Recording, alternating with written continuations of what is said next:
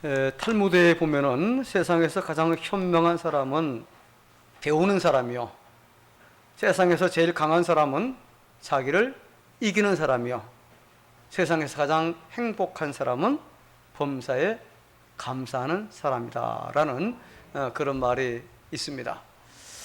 옛날 어느 나라 왕이 병에 걸려서 죽게 되었답니다. 그래서 백방으로 약을 써도 아무런 소용이 없지요. 병은 점점 더욱더 악화가 되어갔다고 합니다. 그러던 어느 날 그 나라에서 가장 유명하다는 사람이 찾아와서는 이 나라에서 가장 행복한 사람의 속옷을 가져다가 입으면 병이 나을 것이다 라는 비책을 알려주었습니다. 그래서 왕은 사람들을 전국에 파견해서 가장 행복한 사람을 찾아보았지만 잘 사는 사람이나 못 사는 사람 모두 행복의 기쁨이 보이지를 않았습니다. 왕은 점점 더 병세가 심각해져 갔지요. 나중에는 왕자가 직접 찾아 나섰지만은 모두가 허사였습니다. 그러던 어느 날 한 오두막 앞을 지나는데 그 집에서 기쁨에 넘치는 아름다운 노래소리가 들려왔습니다. 가만히 들어보니까 감사의 기도를 마치고 기쁨이 넘쳐서 찬송을 부르는 그런 소리였습니다. 순간 왕자는 이 집이야말로 가장 행복한 사람들이 사는 집이라고 생각하고 그 집에 들어가서 자초지종을 이야기하고 속옷을 좀 벗어달라 그렇게 요청을 했습니다. 그러나 그들은 한결같이 속옷을 줄 수 없겠노라고 단호히 거절을 합니다. 왕자가 아무리 애원하고 협박해도 통하지 않아요. 그래서 결국 마지막에는 칼로 위협하라고 그들을 벗겨버렸습니다. 그랬더니 그들 모두가 속옷을 입지 않고 있었습니다. 너무 가난해서 속옷을 입지 않았던 거지요. 행복은 속옷에서 나오는 것이 아니지요.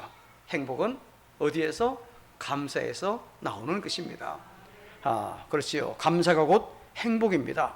자, 우리에게 있어서 무엇이 있어서 감사가 아닙니다. 뭐가 많고 뭐가 적고 뭐가 이루어지고 이루지 않아서 이런 어떤 내 소유가 어떤 감사의 조건이 아니라 우리의 환경과 조건이 맞아서 감사하는 것이 결코 아니라는 거지요. 범사에 감사할 때 참으로 행복이 저절로 찾아오는 줄로 여러분 믿으시기를 바랍니다. 그래서 칼 힐티는요, 행복론에 보면은요, 행복의 첫 번째 조건이요, 감사하는 마음이다 라는 그런 말을 했습니다. 여러분, 믿음으로 감사할 때 기쁨이 찾아옵니다. 믿음으로 범사에 감사할 때 신앙과 인격이 성숙하고 발전할 줄로 믿습니다. 믿음으로 범사에 감사할 때 그 삶이 젊어지고 그리고 행복을 맛볼 수 있습니다. 믿음으로 범사에 감사할 때 전세를 역전시킬 수 있는 인생 역전의 승리가 보장되는 줄로 믿으시기를 바라겠습니다. 우리가 구약 성경에 보면은요, 이 감사라는 단어가 총 122회 나오는 걸 우리가 볼 수가 있습니다. 근데 그 중에 다윗이 사용한 것만 34번, 약 3분의 1이 다윗이 사용을 했습니다. 그만큼 다윗은 감사하는 믿음으로 모든 역경을 극복했던 그런 주인공이지요. 줄곧 감사하는 믿음으로 살았기 때문에 항상 하나님께서 그와 함께 하심으로 승리하는 그런 삶을 살았던 주인공이 바로 다윗이었습니다. 자, 오늘 본문은 감사의 시로 알려져 있는 그런 내용입니다. 특별히 비애나 원망이 한마디도 언급되지 않은 것이 바로 오늘 읽은 시편 100편의 특징이다라고 우리가 말할 수 있습니다. 즉 시인은 처음부터 끝까지 하나님을 찬양하며 그리고 감사하는 그런 내용으로 되어 있는 걸 우리가 볼 수 있죠. 그래서 온 땅으로 더불어 하나님께 대한 감사와 그리고 하나님의 베푸시는 그 복에 함께 동참하기를 요구하고 있는 바로 그런 내용이 오늘 읽은 바로 100편의 전체적인 내용입니다. 왜냐하면 모든 택한 백성이 천지와 만물을 지으신 하나님의 소유요, 그분의 백성으로서 또 하나님의 기르시는 양이기 때문에 바로 그렇다는 겁니다.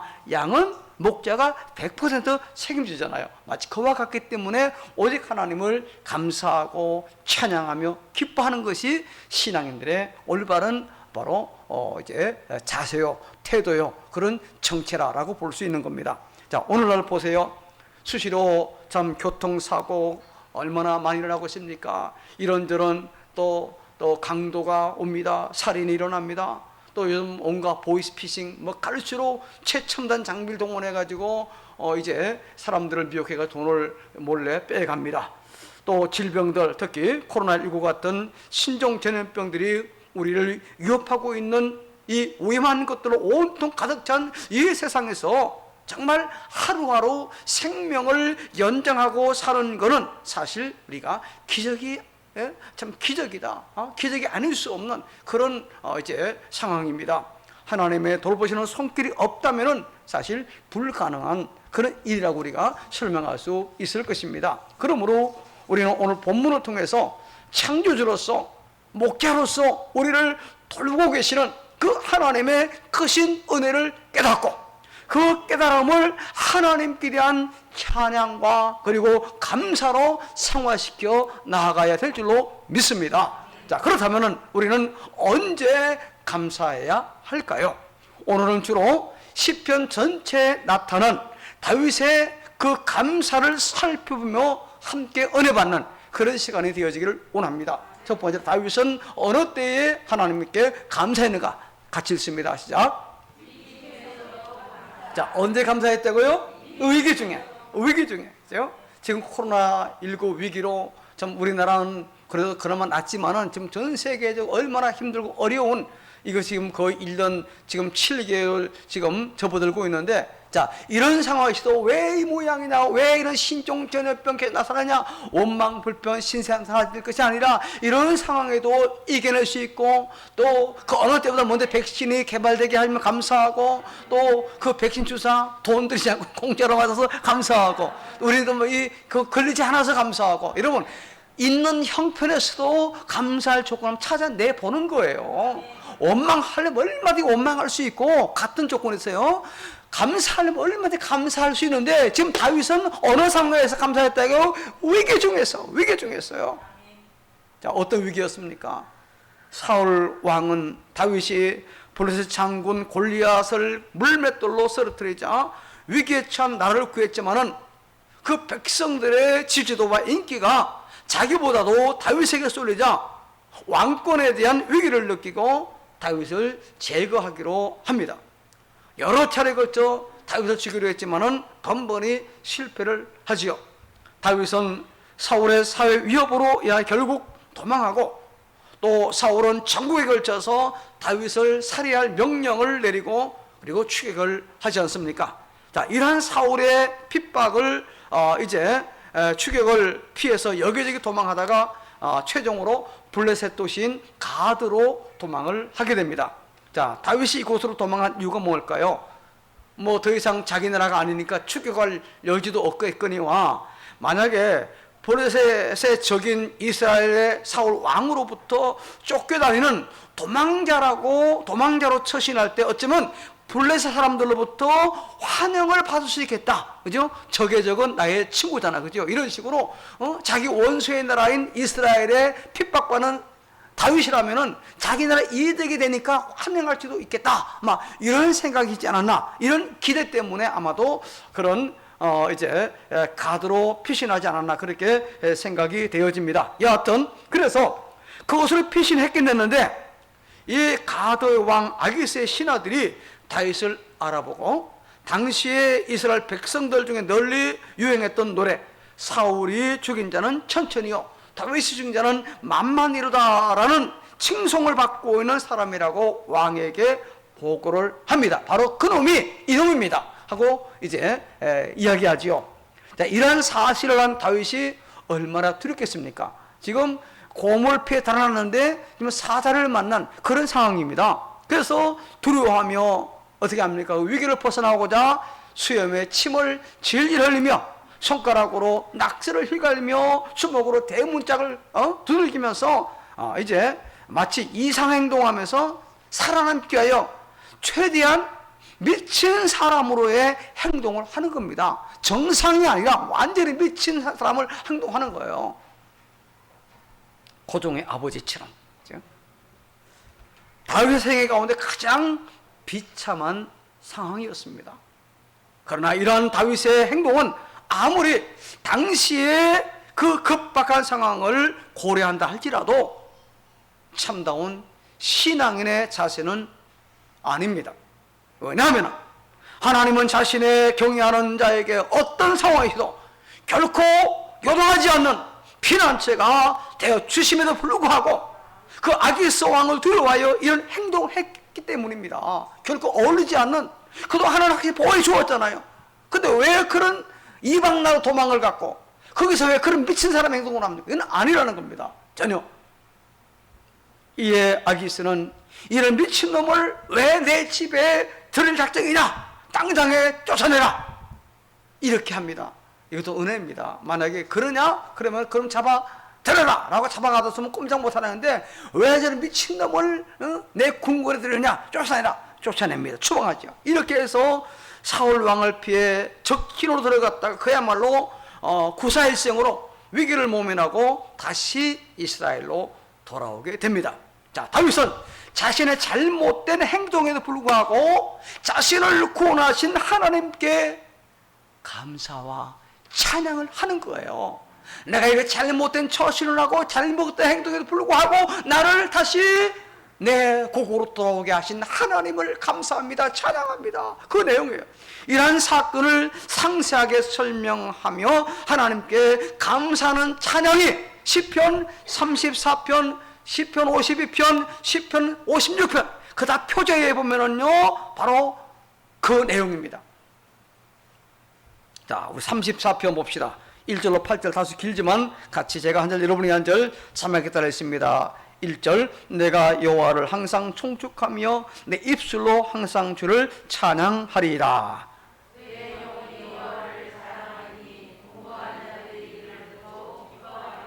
나와 함께 여호와를 광대하시다 하며 함께 그의 이름을 높이세.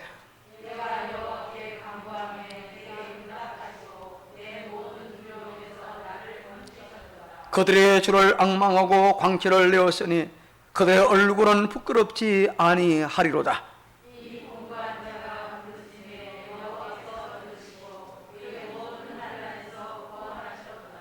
여호와의 천사가 주를 경외하는 자를 둘러 진치고 그를 건지시는도다.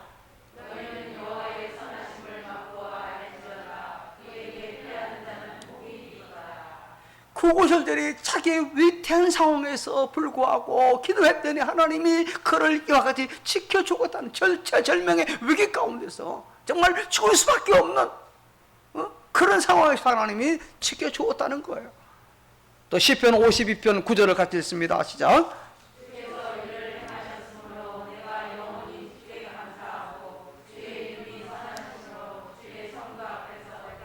주께서 이를 행하셨으므로, 주께서 이를 행하셨으므로 어떻게 그 야기스 왕 앞에서 구원해서 다시 내 조국으로 돌아가게 하였으니 그 하나님께 내가 감사합니다.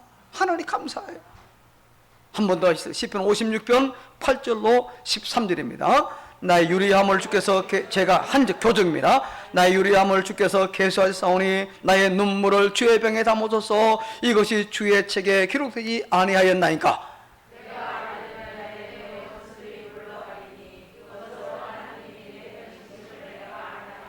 내가 하나님을 의지하여 그의 말씀을 찬송하며 여호와를 의지하여 그의 말씀을 찬송하리이다.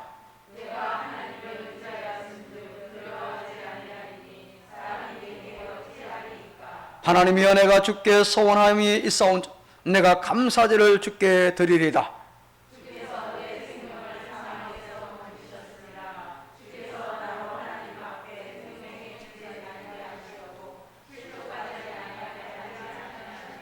할렐루야. 사람이 내게 어찌할까? 하나님 나를 지켜주시는데 환경이 어떻게 하려? 하나님 나를 보호하시는데 할렐루야 감사하며 하는 감사하는 그런 내용들이 바로 방금 읽은 시편 56편, 시편 52편, 시편 34편의 내용입니다. 바로 그때 상황을 염두에 두고 하나님 앞에 감사한 내용들이에요. 여러분 기억하세요. 내 자신의 실수로 인한 위기이든 아니면 시대적인 어떤 그런 국가적인 위기이든 다윗처럼 어떤 위기 중에서도 감사하는 간호중앙의 권속들에게를 주의 이름으로 축복합니다. 축복합니다. 자, 두 번째, 다윗은 어떤 상황에서도 감사했습니까? 어떤 상황에서도? 죽을 병에서도 감사. 자, 한 번은요, 다윗이 중병에 걸려서 말 그대로 뼈가 떨리고 영혼이 떨릴 정도로, 다시 말해 죽음에 이를 정도의 극한 고통에 빠졌습니다. 자, 이런 고통은요, 바로 자신의 죄에 대해서 하나님께서 진노하심으로 주어진 것임을 알았습니다. 그래서 저는 이렇게 하나님 앞에 기도합니다. 그 기도 내용이 바로 시편 6편 1절로 10절까지인데 또 같이 교독을 합니다. 여호와여, 주의 분노로 나를 책망하지 마시오며 주의 진노로 나를 징계하지 마옵소서.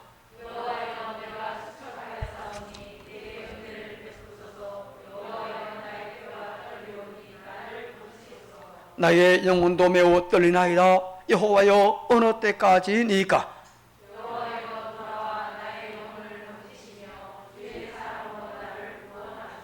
사망 중에서는 주를 기억하는 일이 없사오니 서울에서 주께 감사할 자 누구리까?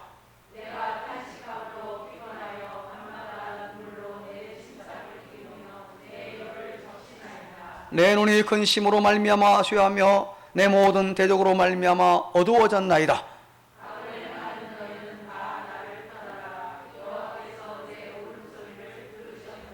여호와께서 내 간구를 들으셨으며 여호와께서 내 기도를 받으시리로다.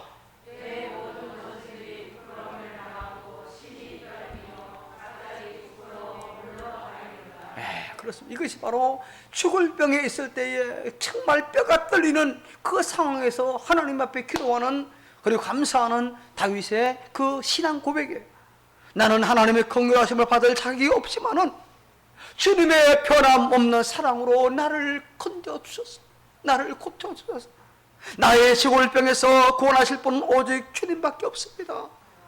내가 슬퍼하다 지금 지쳤습니다. 내가 밤마다 흐느끼다가 눈물로 베개를 적으시고 있습니다. 내가 나의 대적 때문에 근심하다가 눈마저 흐리고 침침하여 잘 볼 수 없게 되었습니다. 이렇게 철저하게 회개합니다.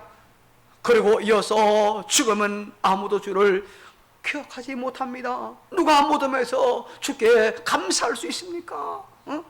바로 이런 감사의 기도를 하는 겁니다. 한마디로 말하면 내가 지금 살아있는 것 자체로만으로도 감사하다는 그런 고백이에요. 내가 죽었더라면 지금 내가 어떻게 감사할 수 있습니까? 내가 지금 아파도 살아있기 때문에 하나님 앞에 감사할 수 있습니다. 그런 내용입니다. 자신이 살아있는 한 항상 하나님 앞에 감사하겠다는 바로 그런 고백, 그런 어떤 각오지요. 자신의 죽을 병에서 고쳐주실 것을 믿고 감사하며 기도하는 바로 그런 내용입니다. 바로 그 방금 읽은 8, 9, 10절이 바로 그런 믿음의 기도의 내용입니다. 악을 행하는 자들아, 이제 너는 다 나를 떠나라. 여호와께서 나의 우는 소리를 들으셨다. 여호와께서 나의 부르짖는 소리를 들으셨으니 내 기도를 들어주실 것이다. 나의 모든 원수들이 창피를 당하고 놀라며 갑자기 부끄러워 물러갈 것이다. 이런 승리의 외침. 여기에 여호와께서 내 간구를 들으셨으며 여호와께서 내 기도를 받으시리로다. 이 구절 말씀이 바로 믿음으로 감사 기도를 드린 결과 하나님께서 응답하시고 고쳐주시다는 바로 그 고백의 내용이지 않습니까? 그래요, 여러분. 어떤 환경 그리고 어떤 처지, 정말 말 그대로 죽을 병에서도 다윗처럼 믿음으로 하나님께 감사함으로 승리하며 이렇던 것을 회복하는 신자이기를 축복합니다. 저는 혹시 약을 먹으면 감사, 하나님 내가 이 약이 없더라면 얼마나 고통당하겠습니까? 좋은 실에 태어나서 치료를 받아서 정확하게 그 병의 원인을 알고 치료할 수 있는 길을 허락하신 하나님 감사합니다. 여러분, 이것이 신앙이네. 왜 내가 믿음에도 불구하고 이런 질병을 줍니까? 내가 왜 사고를 당해가지고 이런 고통 당합니까? 이런 원망 푸념이 아니라 내 실수로 내가 넘어져 고통 당했는데도 그러나 나로 하여금 다시 회복하게 하시는 감사합니다. 이것이 성숙한 신앙인의 모습인데, 여러분, 어떤 상황, 말 그대로 다윗처럼 죽을 상황에서도 하나님께 감사할 수 있는 성숙한 신자가 되기를 다시 한번 주의 이름으로 축복합니다. 축복합니다. 자, 세 번째 같이 읽습니다. 시작. 예, 바로 도피 생활 중에서도 다윗은요, 무려 7년 동안 사울 왕의 추격을 받는 그야말로 파란만장한 도피 생활을 했어요. 여러분, 말이 7년이지 이 7년 동안 쫓겨다는 생각 보세요. 말 그 탈진한 상태 아닙니까? 포기할 그런 상황이에요. 그 도피 생활 중 수많은 위기가 있었지만 하나님께 감사합니다. 더 나아가 그 왕이 올란 다음에도 그의 반역자들 얼마나 많이 있었습니까? 대적자들이요, 아들조차 반역했잖아요. 그러나 이제 반역이 제압되고 왕권 회복된 때에도 변함없는 믿음으로 하나님께 감사합니다. 내가 믿음으로 살려고 했는데 내가 왜 이런 도망을 가고 내가 왜 아들에게 내 쫓김을 당합니까? 이것이 아니라 그럼에도 불구하고 하나님께 감사했어요. 그 감사 내용이 바로 시편 138편 내용입니다. 자, 138편 1절을 같이 읽습니다. 시작.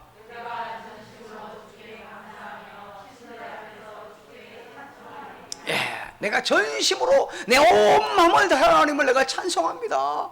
내가 비록 지금 도피 생활 중에 있고 내가 피난 중에 있고 내 아들에게 쫓겨감을 당할지라도 내가 하나님 앞에 감사합니다. 말 가장 비참한 상황에서도 지금 감사한다는 그런 고백이지 않습니까? 그는요, 이런 고난 중에서만 아니에요. 모든 것이 다 평정되고 평안한 가운데서도 그 감사를 잃어버리지 않았습니다. 자, 우리 봅시다. 사무엘하 22장 1절로 3절까지입니다. 자막에 따라 같이 시작. 여호와께서 다윗을 모든 원수의 손과 사울의 손에서 구원하신 그 날에 다윗이 이 노래의 말씀으로 여호와께 아뢰어 이르되 여호와는 나의 반석이시요 나의 요새시요 나를 위하여 나를 건지시는 자시요 내가 피할 나의 반석의 하나님이시요 나의 방패시요 나의 구원의 뿌리시요 나의 높은 망대시요 그에게 피할 나의 피난처시요 나의 구원자시라 나를 폭력에서 구원하셨도다. 다윗은 이와 같이 평안하고 모든 일을 다 잘 될 때도 감사했고 또 이런 데도 감사했지만 보다도 오히려 환난과 역경 중에 더 많이 감사하는 그 믿음을 우리에게 보여주고 있어요. 또한 대부분 평안하게 되면은요, 은혜를 잊고 감사 생활도 하지 않기 쉬운데 다윗은 그렇지 않았습니다. 변함없이 항상 범사에 감사하는 바로 그런 삶을 살았어요. 그래서 여러분, 고난 가운데는요, 위기가 극복되면 감사하는데 평안하면은 감사를 안 하고 잊어버릴 게 많이 있는데 이것이 더 큰 어려움이라고 볼 수 있습니다. 근데 다윗은 그렇지 않았어요. 영국의 작가인 아이작 윌튼이 쓴 글 가운데 감동적이고 은혜로운 내용이 있어서 여러분에게 소개를 드리면요, 그는 이런 말을 했습니다. 하나님의 주소는 두 곳에 있다. 첫 번째는 하늘나라이고 두 번째는 감사하는 사람의 마음이다. 하나님은 하늘에만 계시는 것이 아니라 감사하는 사람의 마음에도 계신다는 그런 의미의 이야기지요. 그렇습니다. 따라서 감사가 없는 사람의 마음은 천국을 맛볼 수 없다라고도 우리가 말할 수 있습니다. 다윗의 황막한 광야 같은 환난과 역경 중에서도 감사하는 믿음을 가졌기 때문에 하나님께서 항상 그의 마음에 계셔서 함께 하심으로 마침내 그의 모든 대적들이 평정되고 또 잃었던 모든 것을 몽땅 다 회복되는 그런 복을 받지 않았습니까? 사랑하는 교회 여러분들이요, 평안하든 고통이든 항상 범사에 감사하는 신앙생활이 회복되어 잃었던 모든 것들이 회복되고 채워지는 복된 역사가 오늘 저와 여러분 우리 모두에게 임하기를 주의 이름으로 축복합니다. 자, 마지막 네 번째 같이 읽습니다. 시작. 이게 오늘을 사는 우리 신자들의 가장 최종적인 모습이지요. 여러분, 예수 믿는 사람은요, 모든 것이 합력하여 선을 이루어 주시는 살아계신 하나님을 믿는 믿음으로 바로 감사 생활을 해야 되는 겁니다. 앞에 말한 피난 중에서도, 그리고 또 도피 생활 중에서도, 뭐 여러 가지 어려움 중에서도, 죽을 병에서도 감사할 수 있는 게 뭐냐? 합력하여 선을 이루시는 하나님을 믿기 때문에. 그렇죠? 그 하나님을 믿지 못하면은 어떻게 감사합니까? 그 하나님을 믿기 때문에. 현재 모습에서 불평, 불만 터뜨리지 말고 우리를 끝까지 사랑하시며 마침내 복을 주시는 하나님을 믿고 감사 생활을 해야 될 줄로 믿습니다. 킴 윅스라는 분이 있습니다. 6.25 전쟁 때에 시력을 잃고 미국으로 입양을 가게 되었는데 그곳에서 성장해서 성악을 전공을 하게 됩니다. 그래서 빌리 그레이엄 목사님의 전도대에서 찬양 사역자로 동역하는 중에 이런 간증을 하죠. 여러분에게 몇 번 소개했던 그런 내용이다. 한번 다시 들어보시기 바랍니다. 사람들은 맹인인 나를 인도해 줄 때에 100m 앞에 뭐가 있다라는 말을 하지 않습니다. 다만 눈앞에 물이 있으니까 건너뛰라든지 청개가 있으니 올라가라 라고만 말합니다. 나는 그 인도자의 말만 듣고 따라가면 안전하게 목적지에 갈 수 있습니다. 하나님도 나를 그렇게 인도하십니다. 우리는 10년 앞을 모릅니다. 20년 앞도 모릅니다. 또 알 필요도 없습니다. 다만 하나님을 믿고 순종하며 살아가면 우리는 목적지에 무사히 도착하게 될 것입니다.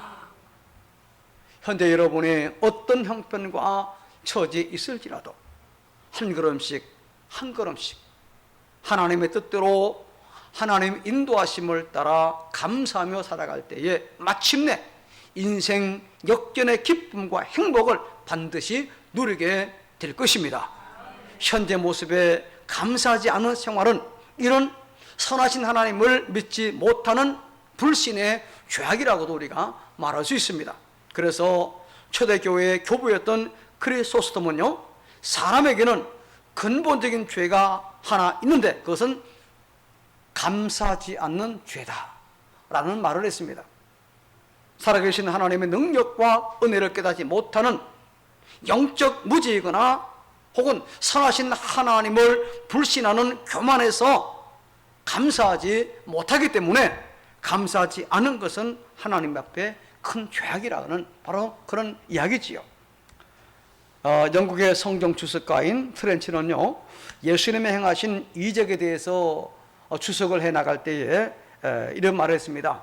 모든 은혜 가운데에 감사할 줄 아는 은혜가 제일 큰 은혜이다. 은혜 중에 은혜가 뭐냐? 하나님 앞에 언제나 감사할 줄 아는 것, 이것이 가장 큰 은혜다라고 말했어요. 우리 속담에 은혜는 물에 새기고 원수는 돌에 새기고 은혜는 물에 새긴다, 그런 말이, 그런 속담이 있는데, 은혜 구하는 사람은 많지만 은혜 받은 다음에 그것을 기억하고 감사하는 사람은 매우 적다는 그런 이야기입니다. 그래서 다윗도 스스로 자기 영혼을 향해요 항상 이렇게 다짐을 했습니다. 감사생을 다짐했어요, 자기 자신에게. 자, 시편 103편 2절을 같이 읽습니다. 시작.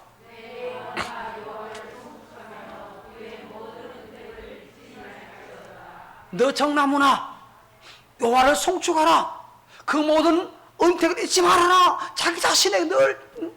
왜냐하면 사람은 이 근본적 죄인이기 때문에 잊어먹어요. 은혜 받은 거 쉽게 잊어먹고 원수는 꼭 해가지고 새기고 있어요. 때가 되면 그래서 원수 갚으려고 하고 은혜는 잊어먹어요.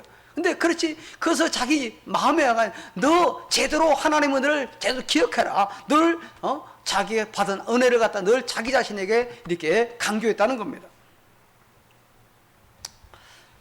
화단 한 구석에 장미 한 송이가 이 화사하게 피었습니다. 그런데 그 장미는 언제나 불평이 가득한 그런 장미였어요. 장미는 눈만 뜨면 불평을 털어놓습니다. 밤이면 춥고 어둡다고 불평합니다. 그래서 따뜻하고 환한 거실로 옮겨달라고 주인에게 졸랐습니다. 주인은 그 장미를 화분에 옮겨서 거실에다가 갖다 두었습니다. 얼마 후 화분은 이 장미는 또다시 주인에게 불평을 합니다. 여기는 나비가 찾아오지 않으니까 좀 창가로 옮겨달라고 합니다. 주인은 창가로 장미를 옮겨 주었습니다. 하지만 이번에도 장미는 창가에는 고양이가 다녀서 싫다며 방 안 꽃병에 꽂아달라고 합니다. 그 주인은 다시 장미를 싹둑 잘라서 꽃병에 꽂아 주었지요. 며칠이 지나자 장미는 다시 답답했습니다. 그래서 주인에게 다시 햇살 비치는 바깥 화단으로 옮겨달라고 했습니다. 그러나 장미는 이미 뿌리가 잘려 시들어버리는 그런 상황이죠. 주인은 장미를 뽑아서 쓰레기통에 던져버리고 말았습니다. 장미처럼 아름다운 꽃이 왜 쓰레기통에 버려졌습니까? 자기 위치에서 만족할 줄 모르고 감사할 줄 모르는 인생도 이와 마찬가지입니다. 감사하는 신앙생활이 없으면 결국 버림받게 됩니다. 현재에 주어진 형편과 처지가 어떠하든지 믿음으로 감사하기를 바라겠습니다. 사도 바울은 어둡고 또 습기 많고 냉기가 뼛속까지 파고드는 지하 감옥에 갇혀서도 감사하며 찬양할 때 옥문이 열리는 기적을 경험하지 않았습니까? 빌립보 감옥에서요. 여러분, 가정에 남편과 아내가 어떠하든 감사하는 믿음으로 살아가시기를 바라겠습니다. 여러분의 자녀와 부모가 어떠하든 감사하는 믿음으로 살아가야 합니다. 빈부 귀천을 막론하고 믿음으로 감사하는 신자이어야 되는 거예요. 그래서 막히고 갇히고 또 매여 있는 모든 문제들이 풀려나는 기적을 체험하기를 주의 이름으로 축복합니다. 미네소타의 로제스터 메요 클리닉의 뇌과학자인 존 헨리 박사는요, 이런 말을 했어요. 감사는 최고의 항암제이고 해독제요 방부제다, 그런 말을 했어요. 그냥 일반 사람이 한 말이 아니라 이 뇌학자, 뇌를 전문으로 연구하는 그 박사가 이런 말을 했어요. 감사가 뭐냐? 최고의 항암제라, 최고의 항암제, 최고의 해독제고 최고의 방부제다. 혹 질병 때문에 마음과 육신의 아픔이 있을지라도 하나님을 바라보며 감사하는 믿음을 가지시기 바랍니다. 전에 언젠가 제가 그런 말을 했죠. 혹시 문제가 있고 불편하고 어려웠고 문제가 꼬이거들랑 하루 소리 외쳐서 한번 10번, 70번, 100번 감사 소리 한번 내라고 하는 이런 분 기억하실 것입니다. 하다 보면은 자신도 모르게 정말 감사할 일이 생겨지는 겁니다. 입으로 시인하고 선포하는 게 얼마나 중요한지 몰라요. 마음으로 갖고 있는 것도 중요하지만, 그러나 입으로 선포하고 시인할 때 더 역사가 있다는 거죠. 혹 가족과 형제 간에 마음의 아픔이 있을지라도 감사함으로 화목하게 하시는 십자가의 주님을 바라보고 기도하시기를 바랍니다. 마음의 상처가 깨끗이 씻겨지는 주의 평강이 분명히 함께 할 것입니다. 혹 경제적으로 많은 고통이 있을지라도 믿음으로 오병이어의 기적을 믿으며 하나님께 감사하시기를 바라겠습니다. 거물에 찢어져도 채워주시는 하나님 은혜를 분명히 체험하게 될 것입니다. 하나님께 감사하는 믿음은 반드시 복된 열매를 맺게 되어 있습니다. 그러나 감사하지 않는 신앙생활은 열매 없는 가라지가 되고 맙니다. 감사하는 믿음과 생활은 복받는 생활이에요. 디모데후서 3장 1절 지난주도 말씀드렸죠. 말세에 고통하는 때가 이럴 것이라 하시면서 여러 가지 그 고통 중에 감사하는 자들이 점점 더 없어진다. 말세가 될수록 감사하는 자가 적어진다, 없어진다 라고 했어요. 그만큼 하나님의 은혜를 망각하고 살기 때문에 고통스러운 사람으로 살게 된다는 거예요. 점점 그래서 혹자는 그런 말을 합니다.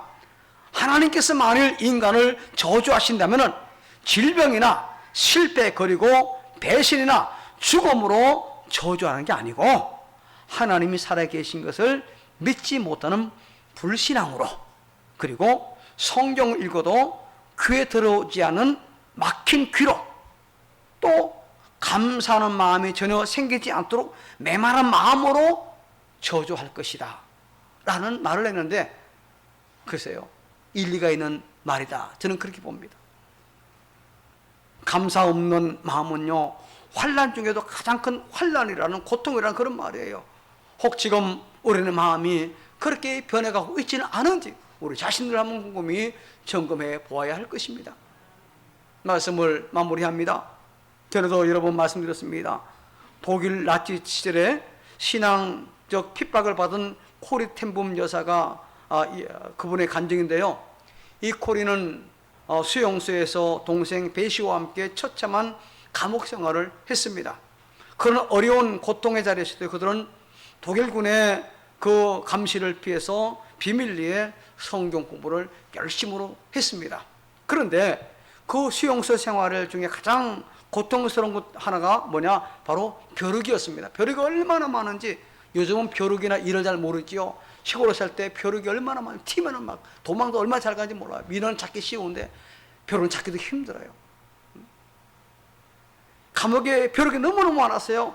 그런데도 동생 베시는요, 성경에 모든 환경 중에서 감사라 말씀했으니 우리 감사하며 살자 언니 라고 이야기했습니다.